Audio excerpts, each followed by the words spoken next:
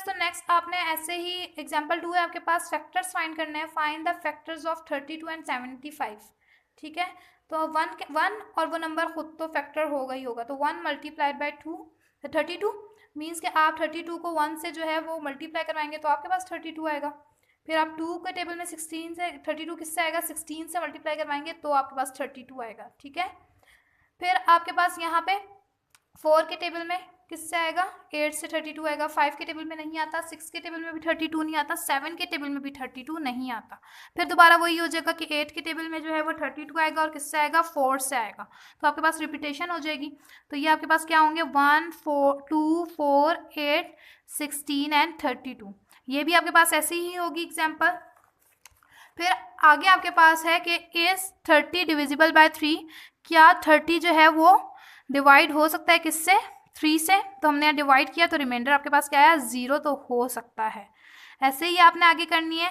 फिर अब आपके पास थर्ड यहाँ देखें 121, इस 121 डिविजिबल बाय 3, तो 3 से जब हमने डिवाइड किया है 4, लेकिन आपके पास आखिर में रिमाइंडर क्या आ रहा था, 1 आ रहा था। मीन्स के 121 जो है वो एग्जैक्टली डिवाइड नहीं हो सकता 3 से, तो ये तो हम डिवाइड करके देख रहे थे। ठीक है, अब हम जो है वो एक्चुअल डिवीजन के बगैर मीन्स टेस्ट के थ्रू देखेंगे कि टेस्ट से हमें किस तरीके से पता चल सकता है कि कौन सा नंबर किस नंबर से डिवाइड हो सकता है या नहीं हो सकता। मीन्स देख के हम कैसे बता सकते हैं, तो 2, ठीक है, अब कोई नंबर है और उसे कह रहे हैं कि आपने 2 से डिवाइड करना है।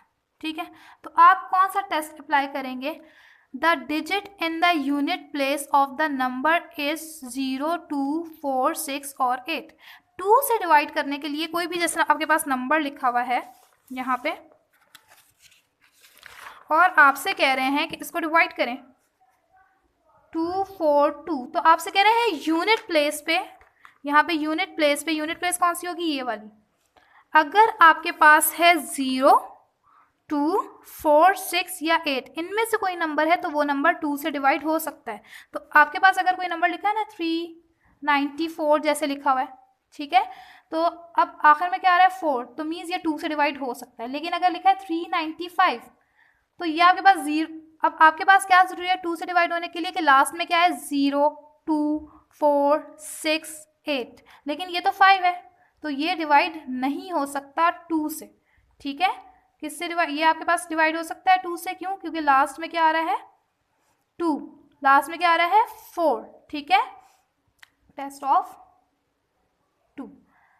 अब 393, क्या ये 2 से डिवाइड हो सकता है, लास्ट में आप देखें कौन सा नंबर आ रहा है 3, तो नहीं हो सकता। 2 से डिवाइड होने के लिए ज़रूरी है कि लास्ट में 2 हो, 4 हो, या फिर 6 हो, या फिर 8 हो, या फिर 0 हो। ठीक है, अगर ये आपके पास 0 2 4 6 8 है तो 2 से डिवाइड हो सकता है, अदरवाइज नहीं हो सकता।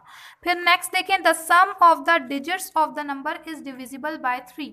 3 से डिवाइड होने के लिए ज़रूरी है कि जब आप नंबर्स को सम करें, मीन्स आप उनको ऐड करवाएं, तो वो नंबर मल्टीपल होना चाहिए किसका, 3 का, कि वो 3 से डिवाइड हो सके।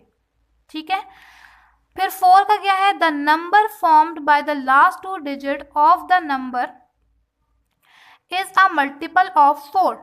द नंबर फॉर्म्ड बाय, आप कौन से देखेंगे, लास्ट 2 डिजिट देखेंगे 4 के लिए। ठीक है, वो क्या होने चाहिए, मल्टीपल होने चाहिए 4 के। सही, लास्ट 2 नंबर जैसे आपके पास लिखा हुआ है 4 0 1 6, अब लास्ट 2 नंबर 16, ये 16 जो है ये 4 के टेबल में आता है जी, आता है, तो मीन्स ये 4 से डिवाइड हो सकता है पूरा नंबर 4016। फिर 5 के लिए क्या ज़रूरी है, आप एंड, फिर यही देखेंगे एंड वाला नंबर देखेंगे कि 0 हो या फिर 5 हो, तब वो आपके पास 5 से डिवाइड हो सकता है, अदरवाइज वो नहीं हो सकता। 6 के लिए क्या ज़रूरी है, the number is divisible bye 2, कि नंबर जो है वो एक तो 2 से भी डिवाइड होता हो और and the sum of the digit, means 2 और 3 दोनों वाला टेस्ट उसमें लगना चाहिए। मीन्स 2 से भी डिवाइड हो रहा हो, लास्ट में आपके पास 2 0 2 4 6 8 कोई नंबर आ रहा हो, और जो उनका सम है वो मल्टीपल हो 3 का, कि वो 3 से डिवाइड हो जाए। ये दोनों कंडीशन होंगी 2 की और 3 की, तब 6 वाला टेस्ट जो है इस पर लगेगा, 6 से वो डिवाइड हो सकता है, वरना वो डिवाइड नहीं हो सकता। ओके।